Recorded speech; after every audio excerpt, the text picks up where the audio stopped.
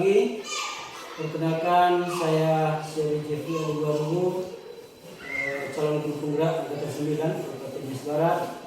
Saya hari ini bersama rekan guru Ibu Afrina Manik yang merupakan guru mata pelajaran IPA di sekolah di PTD SMP Negeri 3 di Bogor. Sebelum kami melaksanakan kegiatan pada hari ini, saya melakukan pertanyaan pra-observasi kepada Ibu. Saya mohon waktunya sebentar Ibu ya untuk melakukan pra-observasi. Bagaimana kabarnya? Tetap semangat ya. Terima kasih Bu sudah meluangkan waktunya. Sebelumnya izin saya memberikan pra-observasi ya. Jika saya memberikan beberapa pertanyaan kepada Ibu terkait pembelajaran yang tidak akan dilakukan ya. Yang pertama Bu, kira-kira apa tujuan pembelajaran yang ingin diterapkan di kelas ini? Baik Pak, tujuan pembelajaran yang akan saya terapkan nanti di dalam kelas yang ada dua. Yang pertama untuk topik struktur dan fungsi organ pada tumbuhan. Yang pertama, siswa mampu mengetahui itu atau bagian dari masing-masing organ pada tumbuhan, baik itu akar, batang, daun, dan bunga. Kemudian yang kedua, nanti diharapkan peserta didik siswa mampu mengetahui jaringan pada tumbuhan. Oh iya. Kemudian Bu, kira-kira area pengembangan apa saja yang dilakukan dalam kelas ini? Mungkin nanti saya akan membagi peserta didik dalam kelompok, di mana kelompoknya nanti akan saya bagi sesuai dengan kebutuhan dari peserta didik itu masing-masing. Jadi saya menerapkan pembelajaran yang berdiferensiasi. Dalam hal ini nanti yang saya terapkan yaitu dari gaya belajar peserta didik yang visual. Oh iya, baik. Selanjutnya kira-kira strategi apa yang ingin diterapkan di kelas? Mulai dari mungkin metodenya, pembelajarannya segala macam. Nanti saya akan menerapkan pembelajaran ini dalam metode diskusi dan nanti akan ada ceramah juga, di mana model yang saya gunakan adalah PBL, Problem Based Learning. Kemudian nanti akan diakhiri dengan presentasi dan penguatan dari Oh iya. Selanjutnya bagaimana media yang digunakan di kelas? Apa saja media? Media yang akan saya gunakan karena saya menerapkan yang sekarang berdiferensiasi pada konten gaya belajar yang visual, maka saya akan menggunakan Infocus dan PowerPoint untuk menampilkan berupa gambar terkait materi pelajaran kita hari ini. Oh iya. Medianya itu adalah PowerPoint. Selanjutnya kapan dilakukan pembelajaran itu? Kelas berapa dan jam berapa?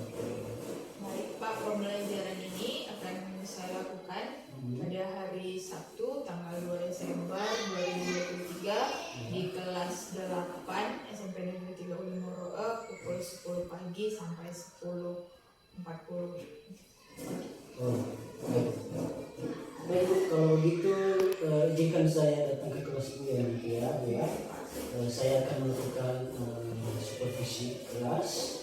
Kemudian saya akan melihat dan saya akan berusaha mencatat beberapa hal masing-masing pemimpin saya. Kemudian Bu, setelah nanti saya melakukan observasi kelas, supervisi kelas, mungkin kita akan bertemu lagi ya nanti pada saat kegiatan pasca observasi ya. Baiklah, kalau begitu Bu, mungkin kita akhiri percakapan ini. Kira-kira karena kita di penghujung percakapan pada hari ini, kira-kira apa yang didapat dari percakapan kita ini? Yang saya dapatkan mungkin Pak, sebelum melakukan pembelajaran di dalam kelas, terlebih dahulu saya sebagai guru harus mempersiapkan beberapa hal yang penting. Yang pertama, dimulai dari tujuan pembelajaran dulu, apa yang mau dicapai pada pertemuan kali itu. Kemudian juga harus mempersiapkan media atau alat yang saya gunakan di dalam pembelajarannya dapat berjalan dengan baik. Mungkin itu yang bisa saya refleksikan dari pertemuan kita kali ini. Oke Bu, terima kasih. Selamat melaksanakan kegiatan pembelajaran di kelas. Sampai ketemu nanti ya Bu. kelas ya Bu ya. Terima kasih Bu ya. Baik, selamat pagi semuanya. Pagi Bu. Yahoo Bu. Yahoo. Sudah hadir semua? Ke Sudah. kelas? Sudah Bu. Sudah, kita ada 10 orang dan semuanya sudah hadir. Sehat semuanya? Sehat. Puji Tuhan, kita semua pagi ini boleh hadir kembali bersama saya di pembelajaran IPA. Ya, jadi sebelum kita mulai pelajaran ada baiknya kita menyerahkan diri dan kehidupan kita kepada Tuhan agar proses pembelajaran kita pada pagi hari ini boleh terlaksana dengan baik. Ayo, 2 orang pimpin kita bernyanyi dan berdoa. Siapa yang bertugas hari ini? Silakan. Siapapun boleh. Nela dan Mida.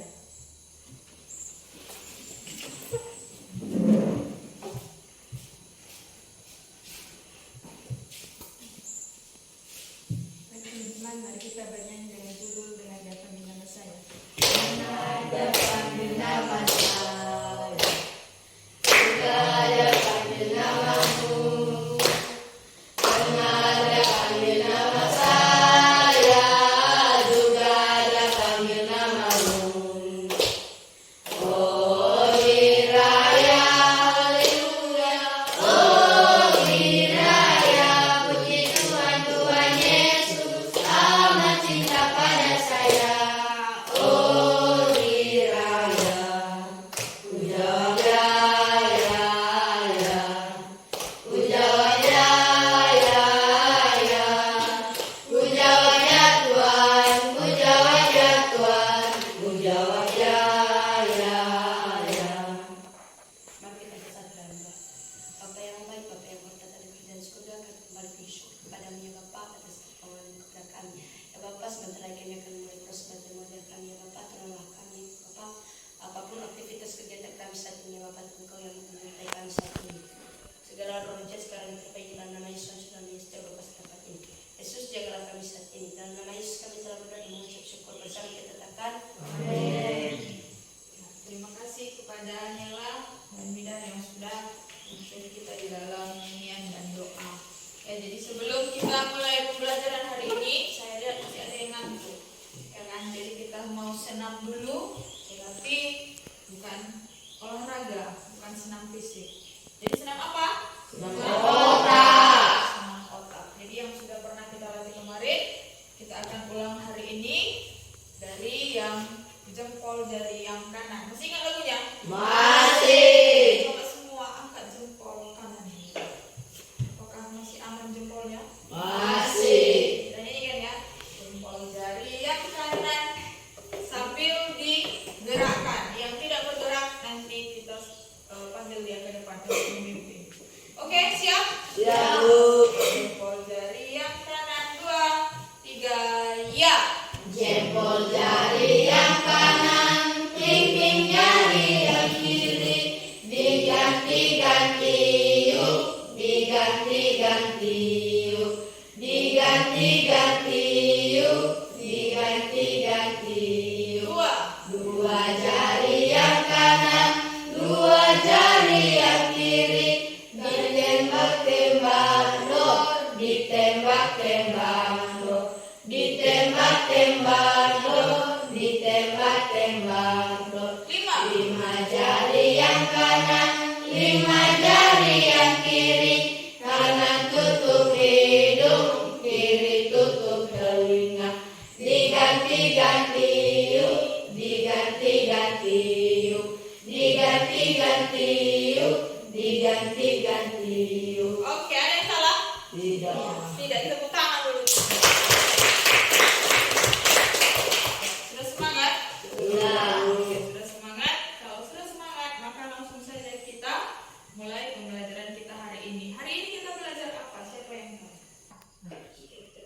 Struktur Dan fungsi tumbuhan. Nah, jadi kali ini kita masuk di bab baru mengenai struktur dan fungsi dari tumbuhan. Sebelumnya kita sudah membahas mengenai struktur pada manusia, ya kan? Yang pertama kita sudah membahas dari si sistem gerak, ya. Kemudian kita sudah membahas apa lagi?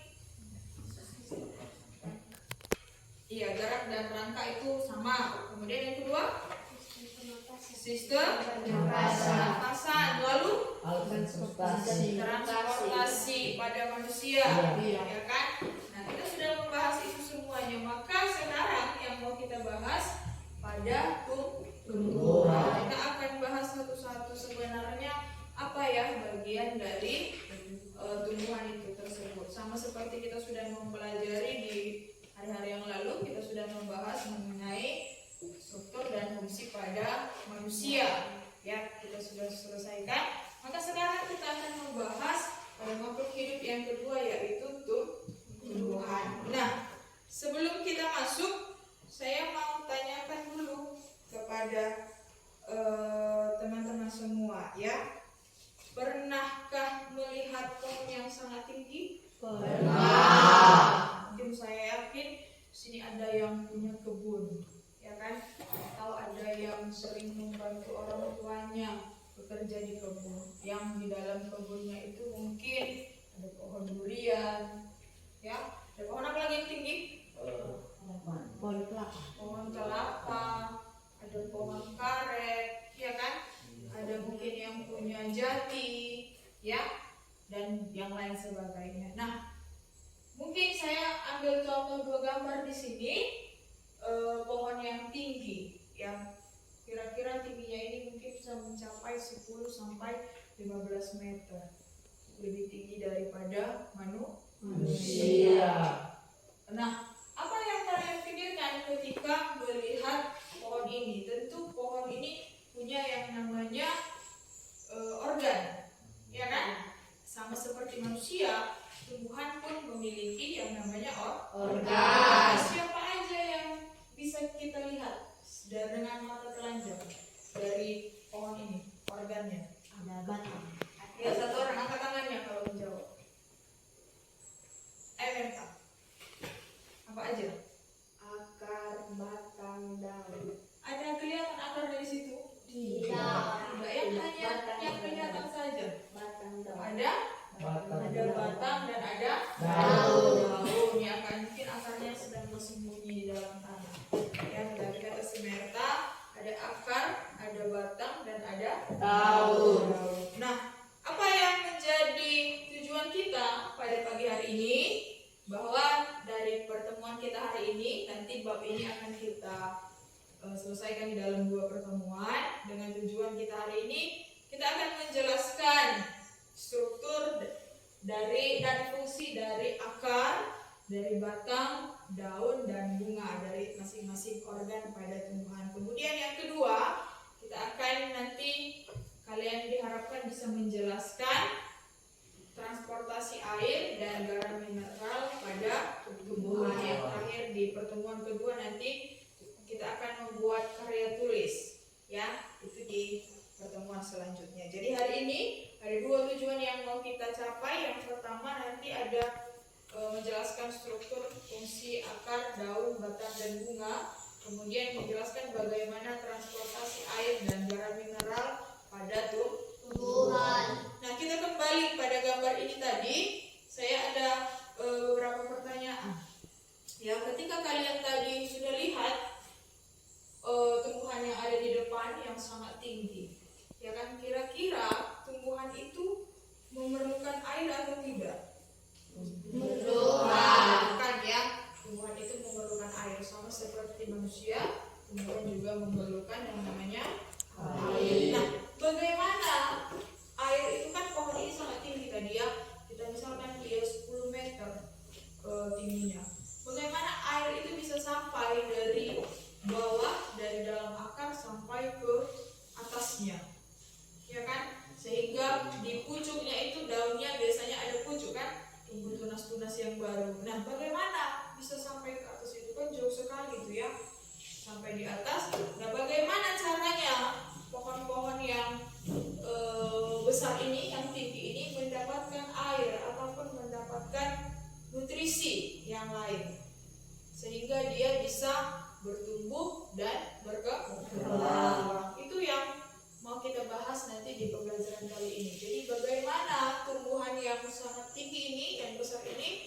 bisa mendapatkan nutrisi dan air sampai ke seluruh organ tubuhnya, bahkan sampai yang paling tinggi pun. Kemudian yang kedua, apa yang menjadi penopang? Ya, kalau kita lihat pohon ini biasanya umurnya berapa lama? Ayo, yang ada di kebunnya yang sudah tinggi-tinggi pohonnya biasanya kira-kira berapa lama umur pohon itu? Ada yang 5 tahun? Atau ada yang sudah mungkin puluhan tahun? Ada kan? Ada. Kalau pohon karet biasanya umurnya berapa tahun sampai dia tinggi? Sampai bisa diambil getahnya? 2 tahun sudah bisa? Atau 5 tahun?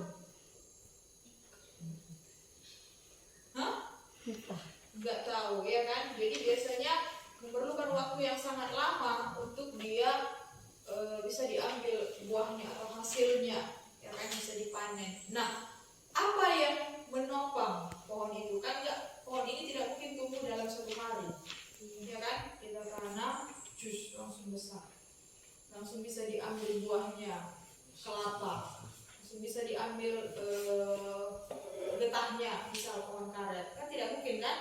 Tentu memerlukan jangka waktu yang lama supaya bisa menghasilkan. Nah, kira-kira apa yang bisa menopang pohon itu? Kalau pada manusia kemarin kita sudah bahas, yang menopang kita adalah tulang, sehingga kita bisa berdiri, ya kan? Kita bisa duduk, kita bisa berlari, kita bisa jalan, kita bisa tidur dan melakukan aktivitas yang lain, itu karena ada tulang yang menopang. Nah, kira-kira pada tumbuhan siapa yang menopang tumbuhan itu? Itu pertanyaan yang kedua.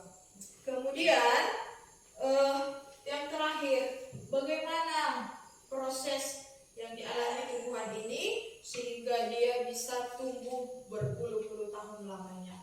Ya, jadi ada 3 topik nanti yang akan kita selesaikan di dalam pertemuan kali ini. Sudah paham tadi yang pertanyaan yang 3? Sudah. Baik. Jadi untuk menyelesaikan itu, sebelum nanti kita bahas bersama-sama, silakan kamu dulu berdiskusi dengan teman kelompokmu. Jadi ada 3 pertanyaan tadi, silakan kamu diskusikan di dalam kelompok. Kita ada berapa orang?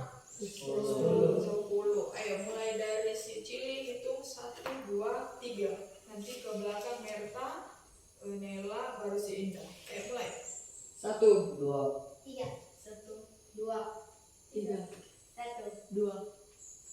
Indah 3. 1. Oke, sekarang kelompok 1 silakan Anda dapat di sini, kelompok 2 di sini, dan kelompok 3 di sebelah kanan saya. Silakan.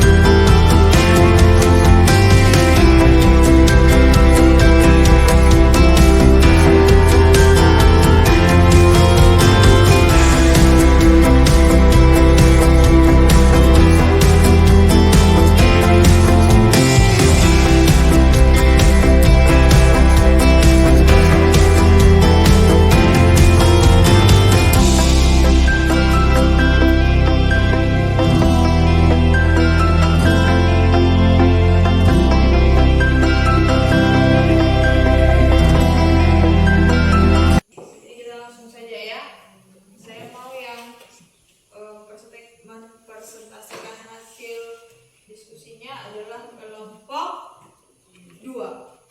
Ya, pada kelompok 2, waktu dan tempat dipersilakan. Baik, terima kasih waktu dan kesempatan yang telah diberikan kepada kami untuk menyampaikan hasil diskusi kami dari kelompok 2. Baik, langsung saja perkenalkan nama kelompok kami. Saya Berkasmila Gula. Saya Berkamalwati Gula.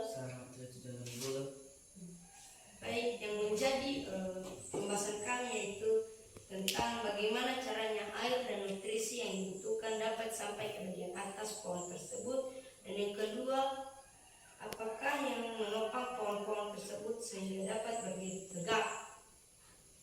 Langsung saja jawaban kami yaitu bagaimana pohon-pohon itu dapat begitu tinggi dan besar. Pohon tersebut dapat begitu tinggi dan besar karena memenuhi nutrisi dan air mineral. Baik, kami akan melanjutkannya. Soal kedua yaitu apakah yang menopang pohon tersebut sehingga dapat berdiri tegak? Itu yang menopang pohon sehingga dapat berdiri tegak yaitu karena bantuan batang.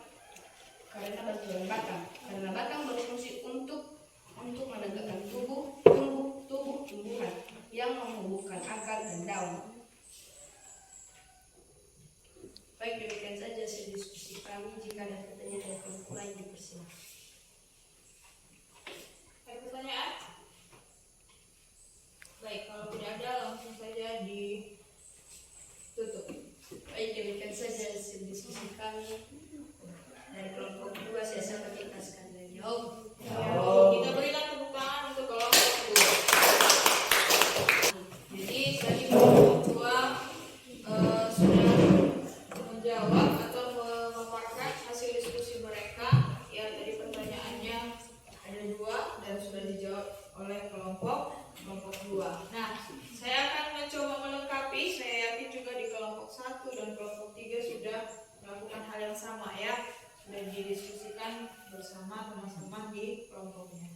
Saya akan melengkapi hasil dari kelompok 2 tadi, bahwa yang disampaikan mereka tadi sudah hampir benar ya, bahwa tumbuhan itu kenapa bisa dia tumbuh semakin tinggi dan semakin besar, karena dia mendapatkan asupan nutrisi dan air ataupun garam-garam mineral yang lain, sama seperti kita ya kan. Kita hidup, kita lahir mulai dari bayi, iya kan? Iya. Ada yang lahir langsung SMP? Iya. Jadi kita dilahirkan, dikandung 9 bulan oleh ibu kita, oleh orang tua kita, kemudian dilahirkan bayi, lalu bertumbuh sampai pada saat ini kamu sudah menjadi remaja yang cantik-cantik dan yang ganteng. Nah, sama seperti tumbuhan pun demikian. Ya, kenapa bisa tambah besar? Karena mereka mendapatkan nutrisi, karena mereka mendapatkan air, mereka mendapatkan garam mineral. Kita pun demikian juga. Itu yang pertama. Yang kedua tadi, apa yang menopang?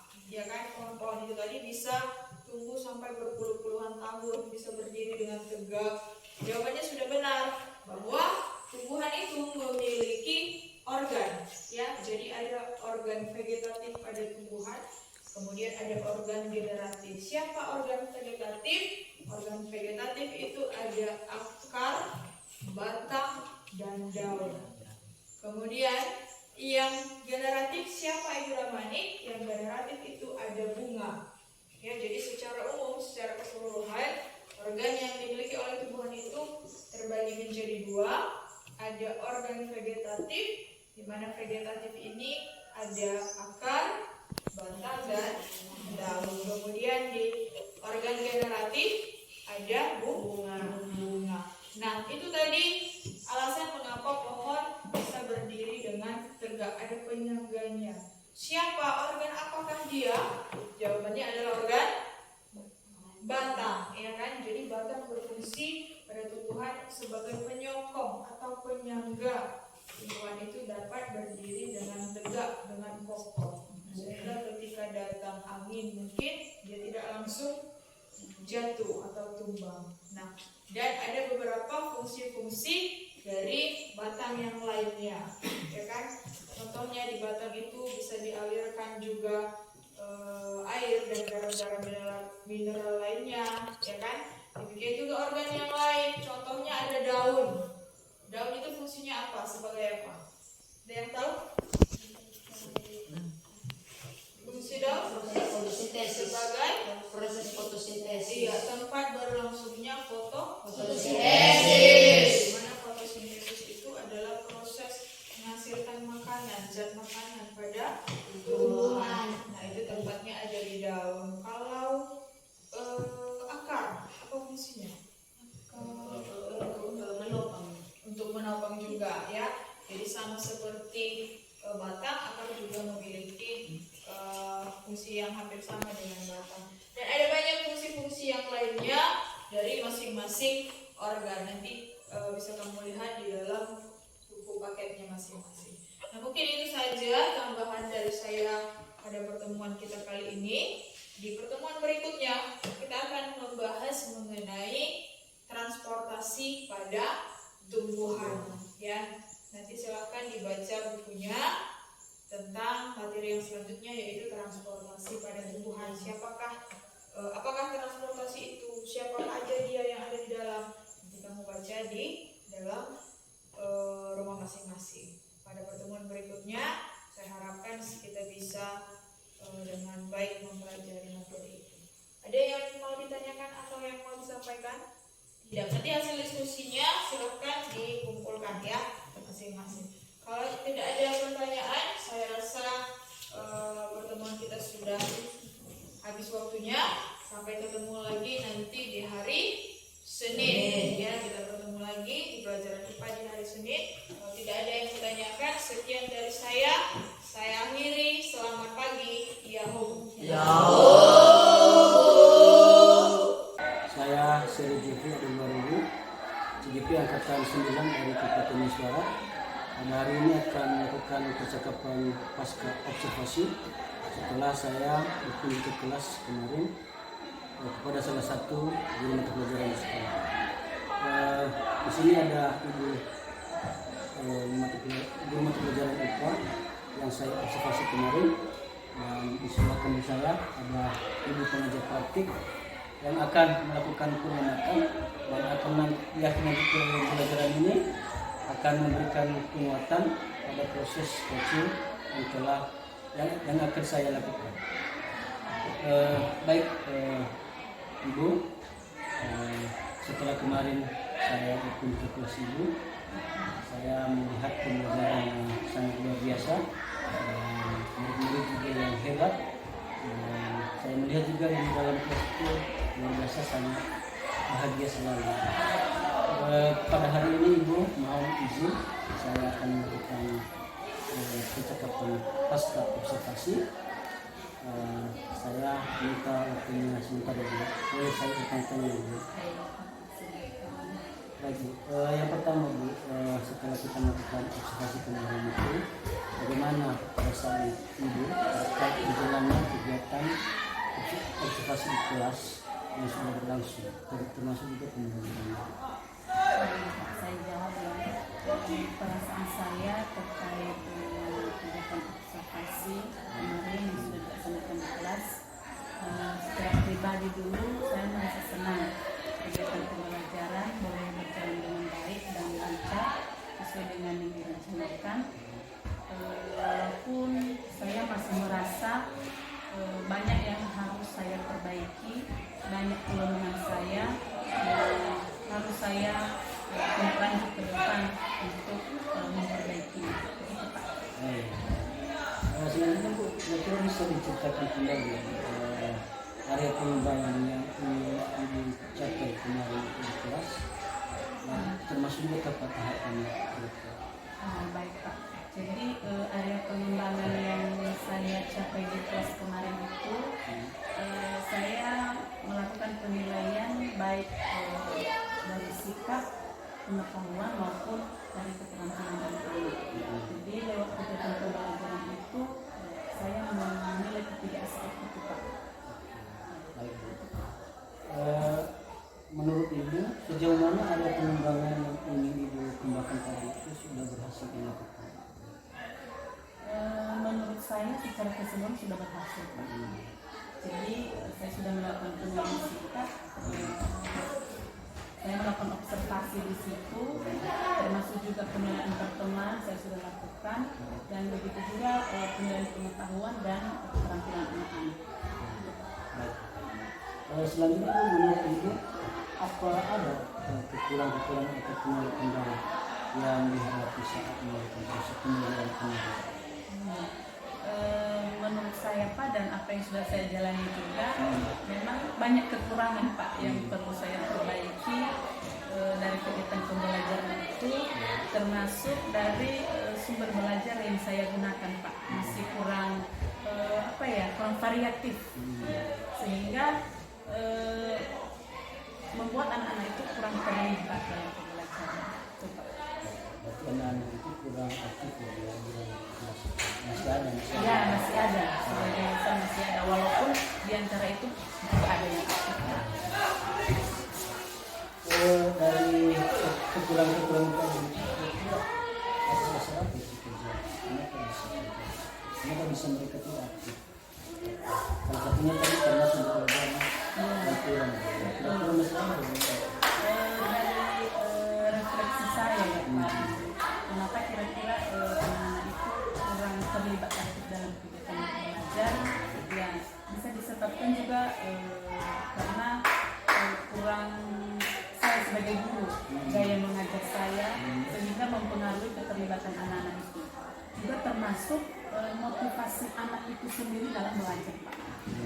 Itu termasuk metode pembelajaran Ya, yang saya lakukan. Jadi motivasi anak itu sendiri. Ya. Dari kendala yang Ibu hadapi itu bagaimana rencana yang diteruskan untuk memperbaiki? Kalau rencana saya Pak, ke depan saya ingin melaksanakan pembelajaran yang inovatif dan benar-benar melibatkan anak-anak dalam belajar. Misalnya karena dalam pembelajaran IPA ini kan Pak materinya cukup dekat dengan kehidupan sehari-hari. Jadi saya berencana selain metode diskusi, saya juga bisa melakukan metode eksperimen sederhana dalam kegiatan pembelajaran dan memanfaatkan bahan alat yang ada di lingkungan anak-anak. Jadi untuk kami terapkan dalam kegiatan belajar. Jadi saya merasa dengan saya melaksanakan metode itu nanti, ya kita berharap anak-anak bisa terlibat aktif dalam belajar. Rencana yang sangat bagus sekali. Terima kasih Pak. Mudah-mudahan dapat terrealisasi. Amin. Kira-kira kapan Ibu melakukan rencana yang tadi? Akan saya laksanakan Pak minggu depan setelah kegiatan ini, dan saya akan masuk di kelas dan saya coba sesuai dengan hasil refleksi saya ini, saya akan melakukan perubahan itu Pak. Kita sudah di penghujung pertanyaan terakhir. Bagaimana perasaan Ibu setelah kita berbicara? Perasaan saya senang Pak. Sebagai guru ya, saya anggap ini sebagai bahan refleksi bagi saya untuk semakin meningkatkan diri, kualitas diri, menjalankan tugas pokok sebagai guru. Semoga rencana-rencana itu dapat berjalan dengan baik. Baik Bu, kita cukupkan dulu ya cakapan kita. Terima kasih dalam percakapan pasca observasi ini. Demikian tadi percakapan pasca observasi yang saya lakukan dengan guru mata pelajaran IPA di sekolah saya. Selanjutnya saya dengan segala hormat berikan kesempatan kepada Ibu pengajar praktik untuk memberikan penguatan dan juga umpan balik kepada saya sebagai CKP. Dipersilakan. Ya, terima kasih Bapak Jeffrey dan Ibu. Saya senang sekali bertemu dengan Bapak Ibu, Pak CKP dan Ibu guru sebagai observer dan segala kelemahan, kekurangan apa yang sudah kita sampaikan untuk hari ini, baik Ibu kepada CGP, dan ini dijadikan sebagai acuan kita ke depan lebih baik lagi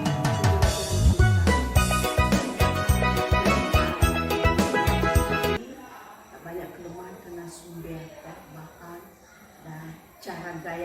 untuk lebih dekat dengan siswa agar siswa ini lebih simpati dengan pembelajaran yang kita sampaikan kepada mereka, dan kelemahan ini mudah-mudahan perlu juga kita perbaiki ke depan biar anak-anak kita ini lebih simpati apa yang kita sampaikan kepada mereka. Dalam arti ini Bapak Ibu, baik CGP dan Ibu guru sebagai pengajar, inilah acuan kita mencari kelemahan dan untuk diperbaiki ke depan. Bukan dalam arti kelemahan ini dijadikan sebagai kelemahan ini mudah-mudahan menjadi bahan kita untuk jadikan perbaikan untuk ke depan dalam cara kita mengajar dalam kelas. Itu saja penguatan buat saya dari saya buat CGP dan Ibu guru pengajar, dan mudah-mudahan ke depan bisa kita tingkatkan bagaimana cara pembelajaran yang lebih efektif buat siswa kita. Demikian saya kembalikan kepada CGP. Baik, terima kasih atas penyampaiannya. Kami akan melakukan perbaikan lagi ini pembelajaran yang berkualitas. Terima kasih banyak Ibu. Terima kasih Pak. Baik, terima kasih. Demikian penguatan dari pengajar praktik. Saya ucapkan terima kasih. Salam dan